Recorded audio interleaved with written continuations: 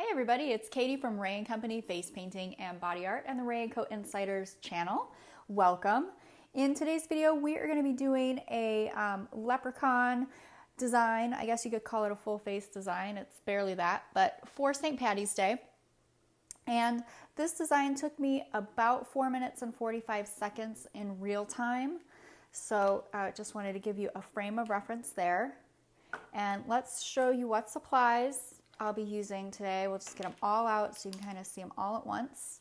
This brush is well loved and needs to be replaced for sure. Okay, so there's that. And then there's a couple of fun extras that I won't be using on my board. Okay, what do we have here? Oops, sorry about that. Okay, so here's what we've got. We've got a small mister bottle to activate paints. These are cheap. You can pick them up at your local big box store, a couple bucks. I recommend getting a couple of them.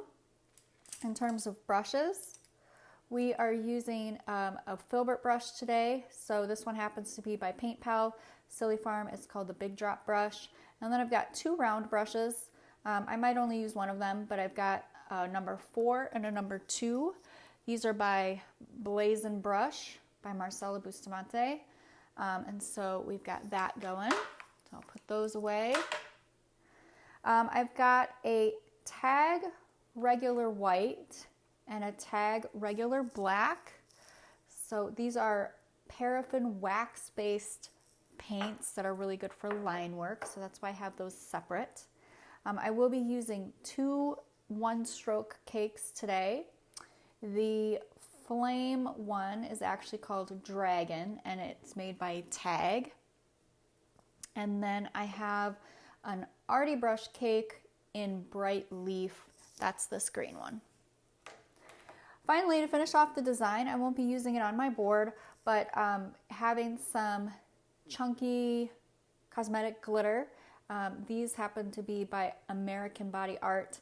They're called Pixie Paint, and they have an aloe vera base gel to them, so it dries on the skin, and yeah, they're super fun. So I've got this green, this has like some green and gold flecks, and then this is sort of a gold chunky glitter. So those could be fun. And then also some opaque cosmetic green and gold loose glitters. So opaque just means that it will cover the paint. You won't be able to see through the glitter if you use it over paint. Okay, in terms of paint, I just want to let you know you can pick up this How to Build Your First Face Painting Starter Kit Buyer's Guide, which shows you sort of my journey from going from something more like this and to what I have now. So if you want to pick that up, you can do so at rayfaceart.com/learn and get that. So, all right, you guys, let's get started. So we've got, I'm going to go ahead and reach for my Dragon split cake or one stroke, and I'm going to give it a spritz off camera. I'm starting out with that Big Drop brush, and it is kind of damp. I'm just going to give it a little soak in the water real quick. And then what I'm going to do is I am going to go ahead and try to pick up mostly the yellow and the orange, which I actually do quite a bit with this cake. You can kind of, I don't know if you guys can see, but this side is definitely worn down. So I'm looking for a slippery consistency, which I've got. And then I'm going to come down here. I'm going to start with the yellow on the outside, the red in the middle. And I'm just going to go down. I'm going to flip. Oh, crap. Sorry about that. Okay. Then we're going to do the same thing over here. We're going to go down and around. Okay, now I'm just going to trace that up and go up to the side by the ear. Same thing over here. I'm going to take that up and go by the ear. Just go over it a couple times if you need to. And you can kind of blend this out if you need to, but it's not necessary. All right, that's step 1, right? Easy peasy. So I'm going to go ahead and reload. When you're reloading, make sure that you match up the colors so you don't mix up your paint. And then what we're going to do is this is totally going to depend on the real estate that your kiddo has or your guest, but we're just going to do some like little curly Q, we're just doing these little curly Qs. I don't know what else to call them, to make the beard here.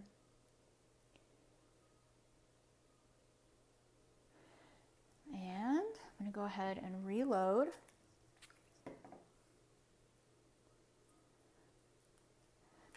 And I just kind of alter. Let me see if I need to push this up a little bit. Okay, so I just kind of try to alter which one is on the outside, just to give it a little bit of, I don't know, variance, right? So, okay, so there we go. We have our beard. Now we can move on to the hat. So for the hat, I'm going to get that Artie brush Cake in Green in Bright Leaf.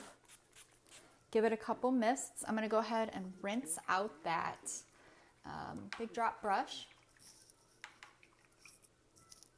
And we will just use that same brush. Now if you have another brush, another filbert brush that's large, that's something that could just save time. You wouldn't have to necessarily rinse it out. But now for this, what I'm going to do is I am going to try to pick up mostly the light green, the medium green, and then a little bit of the black that's on the edge. So I don't know if you can tell. That's kind of what I'm after. So a little bit of the black, because the black is going to be a shadow. Okay, so for the hat, I'm going to do kind of a rounded rectangle.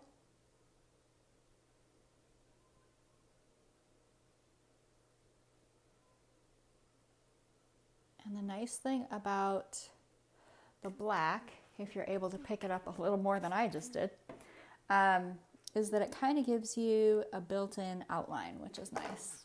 Built-in outline and shadows.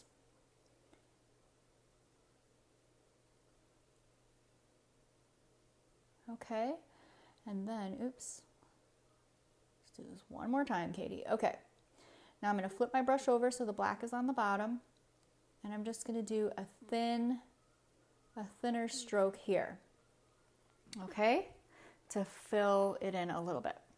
But I want to leave a gap. I don't want to fill it totally in because I have other paint that needs to go in there, a light color, which is yellow. Okay, so I'm going to come back in here. Now, I'm going to pick up a little bit more black this time, and to make the brim of the hat kind of curve, I'm going to go ahead and try to keep the lighter color on the top, and I'm going to do basically a teardrop. So I'm going to press my brush down and go like this, and we can do it one more time, and fill it in if you need to. Just like that. Okay, I'm going to grab a little tiny bit more. And now I'm going to have to flip my brush over so that the black still matches up. I'm going to do a teardrop here as well.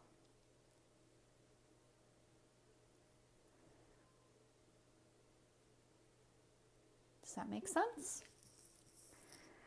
So if we want to lighten it up, the nice thing about these split cakes is that if you need to go back over it, you've already basically kind of made a tracing, which is nice. But I want a little bit more highlight on the top there, and same over here. So I'm just going to go back over this just a little bit to get that nice little highlight. Okay, so now we're going to go ahead and do the belt buckle. And I'm going to go ahead, I think I'm just going to grab the number 2 round brush. I'm going to come into my yellow. I did not spritz my paint. Could probably use a little bit of a spritz. Just activate it, load my brush, come back over here, and essentially we're just going to create a little rectangle, trying not to get into the other paint too much. Now you might have to go back into your yellow if you want to make it a little bit more opaque.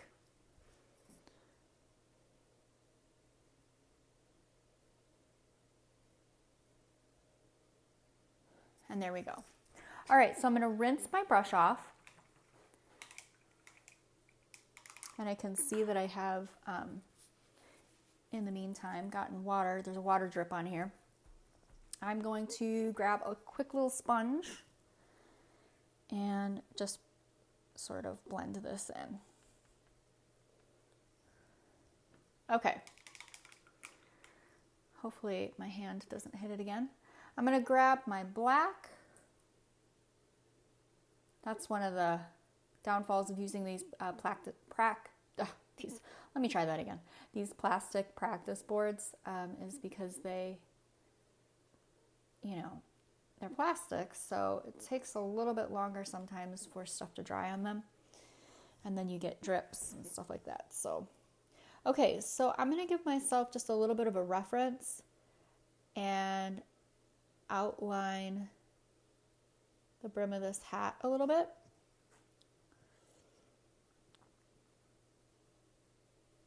And then we'll do this side.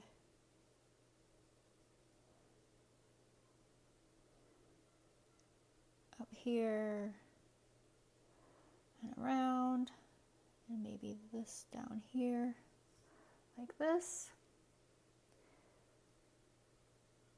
Now, if you are new to line work and maybe you're struggling with it, 2 ways that I would troubleshoot that is A, making sure that you have quality face paint, my goodness, this is going downhill fast, you guys. So make sure that you have quality face paint, quality brushes. That will help a lot, having those quality products. And then the second thing would be to make sure you work perpendicular to your work surface. Okay, so we're just going to take this. Now the reason why I left the space there earlier is because doing black over another color is not that big of a deal, but we wanted to use that yellow. And if I were to paint that over the green, I would reactivate the green and it would not have turned out so great. So you just have to be mindful of that when you are creating designs, of how the colors are going to overlap each other and how you're going to manage that. Okay, so there we go. We have our little buckle. Next, I think all we need to do is put some highlights on the hat. And I had some little freckles. And then we're going to go ahead and outline the beard in something different. So I'm going to go ahead and try a red and show you guys what that looks like. So the one on the right was highlighted in black. Not highlighted, outlined in black.